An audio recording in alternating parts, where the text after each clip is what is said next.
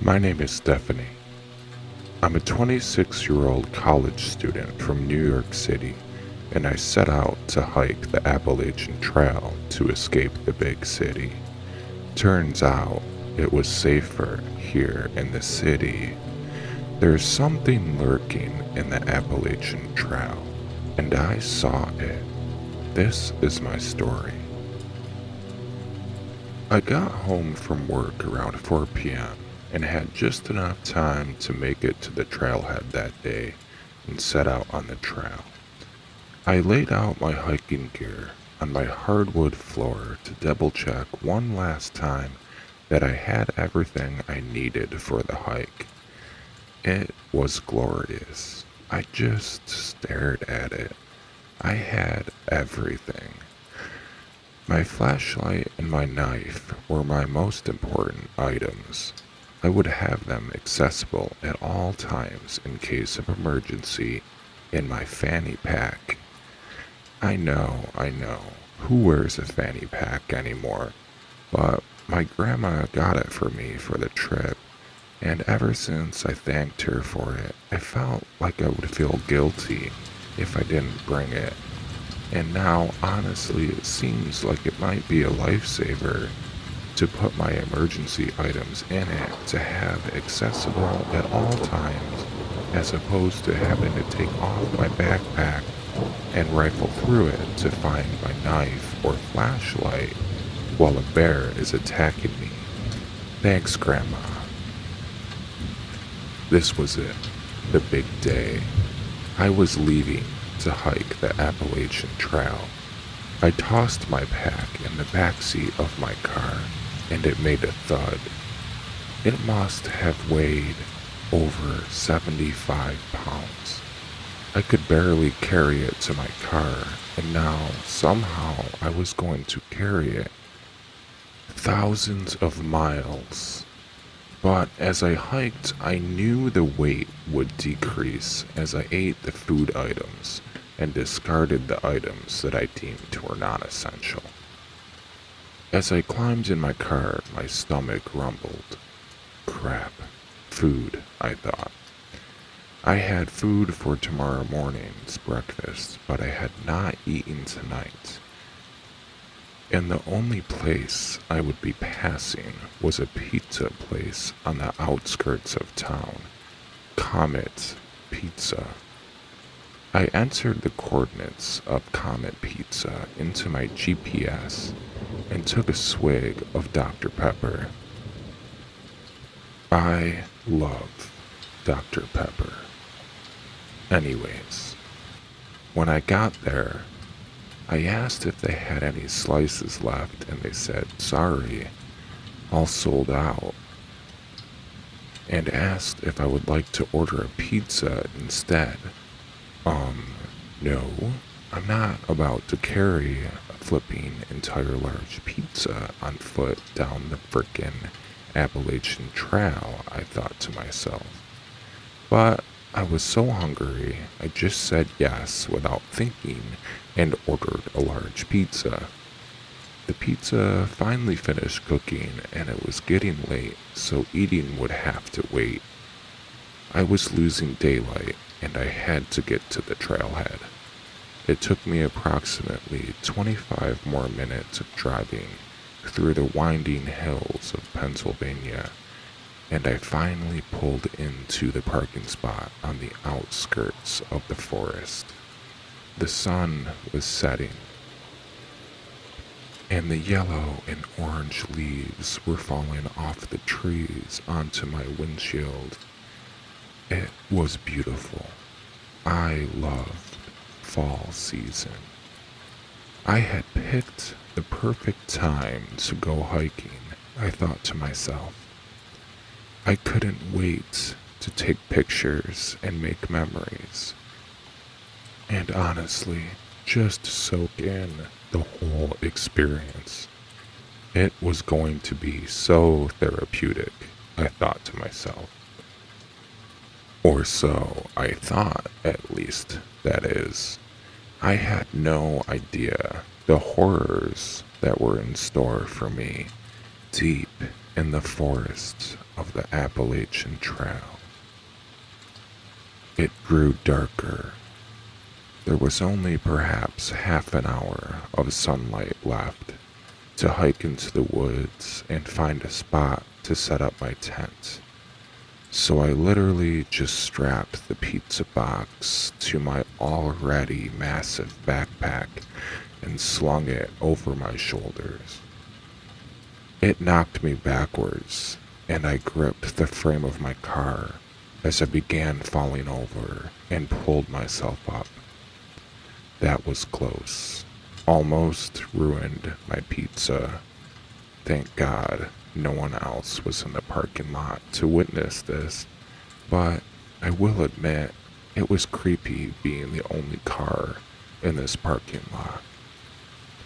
I locked my car, took a step forwards into the darkest looking woods I had ever seen. This was crazy. I've never even been hiking before, and here I was with a 75-pound pack strapped to my back and a large pizza strapped to it. This was going to be one for the record books, I thought to myself. As dust settled over the dense Appalachian forest, I found myself trudging along the narrow trail, surrounded by towering trees that seemed to lean in closer with each step I took. The dense canopy above me blocked out most of the fading light, casting eerie shadows that danced ominously around me. It was as if the forest itself was alive, watching my every move with silent anticipation. I had embarked on this solo hike along the Appalachian Trail seeking solitude from the big city.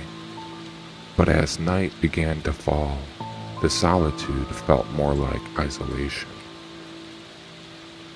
The rustling leaves and the occasional snap of a twig underfoot echoed through the silent woods, sending shivers down my spine. I couldn't shake the feeling that I was being followed, that unseen eyes were tracking my every move from the shadows. As I pressed on, the trail seemed to grow narrower and more treacherous, winding its way through the steep ravines and thick undergrowth. The air grew colder, and a thick mist began to rise from the forest floor, enveloping me in a ghostly embrace. It was as if I had wandered into another world, a world where the rules of reality no longer applied. I turned on my flashlight. Crap, almost dead. It barely lit up at all, and I could hardly see its beam of dim glowing light on the trail in front of me. Dang it. I should have brought extra batteries, I thought to myself. Suddenly, the wind whistled and roared through the forest as the dark clouds of a storm system approached overhead. In the blowing wind, there was a cacophony of noises that sounded like human words, but all mixed up sounding. I'm talking like inside of an insane asylum sounding. I chalked it up to my mind playing tricks on me and put on my headphones to drown out the creepy forest and pressed play on a documentary about Oak Island that I had been meaning to finish. There really is something about that place, Oak Island. It fascinates me. So, anyways, I was walking for around 20 minutes, just listening to the documentary, when I realized it had grown so dark that I couldn't even see the trail anymore. I didn't really know what to do at this point, so I just pushed my way through some underbrush and found a clearing in the forest to set up my tent for the night thanks to the moonlight shining down during a break in the storm clouds. The forest in this location looked like something you would see in a scary video game designed to look ominous.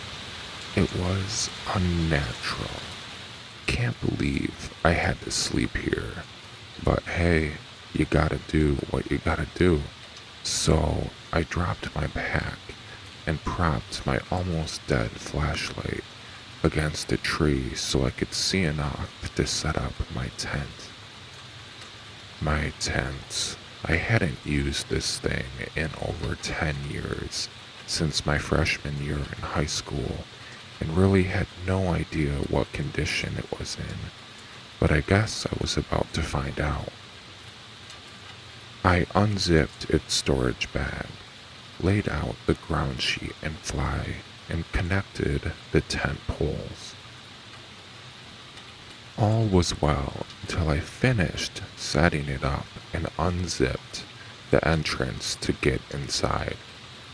That's where everything went wrong. Oh my god. It reeked. It was filled with candy bar wrappers, dirty paper towels, and just garbage. It was disgusting. There were even stains all over the sides of the tent. The brown stains all over the tent really went well with the yellow nylon fabric. They say not to eat food in your tent because it will attract bears, and I was hoping that I would just get lucky with my gross, smelly tent. But to be safe, I grabbed handfuls of trash and threw it outside my tent so the bears wouldn't come inside. I climbed in my tent, set up my sleeping bag, and grabbed a slice of pizza. That's when I heard the rain start to hit the ceiling of my tent. Luckily, my tent had that good type of rainfly that allowed the door to be unzipped and still not allow to get rain inside. I sat there eating my pizza, drinking a Dr. Pepper while recording an update for my followers online of my progress on the trail. And that's when it happened.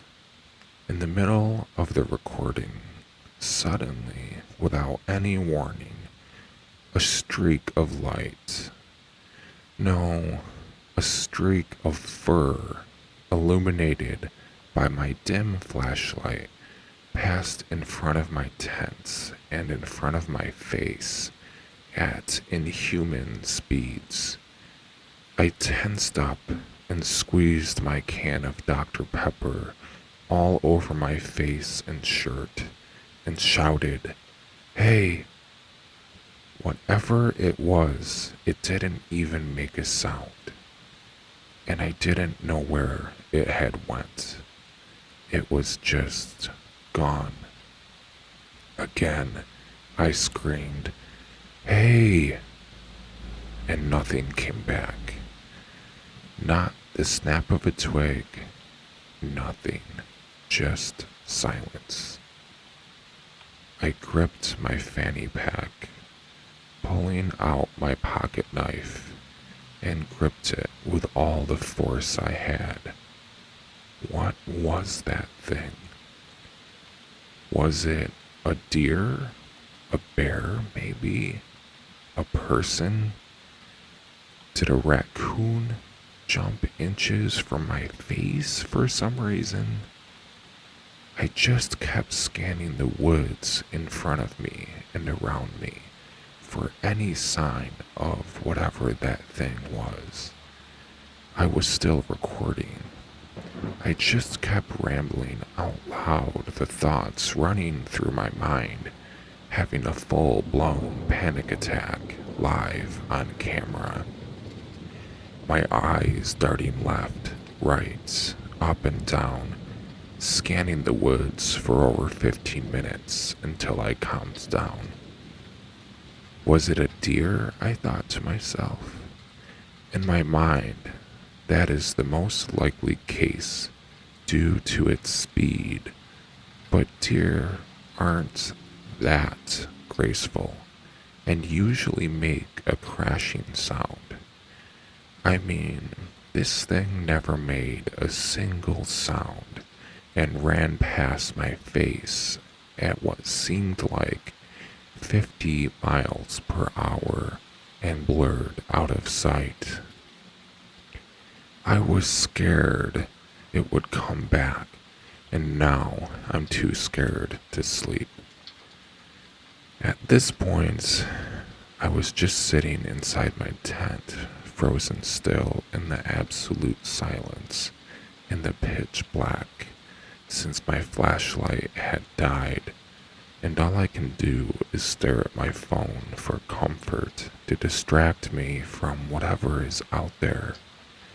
I knew I shouldn't have brought pizza in my tent.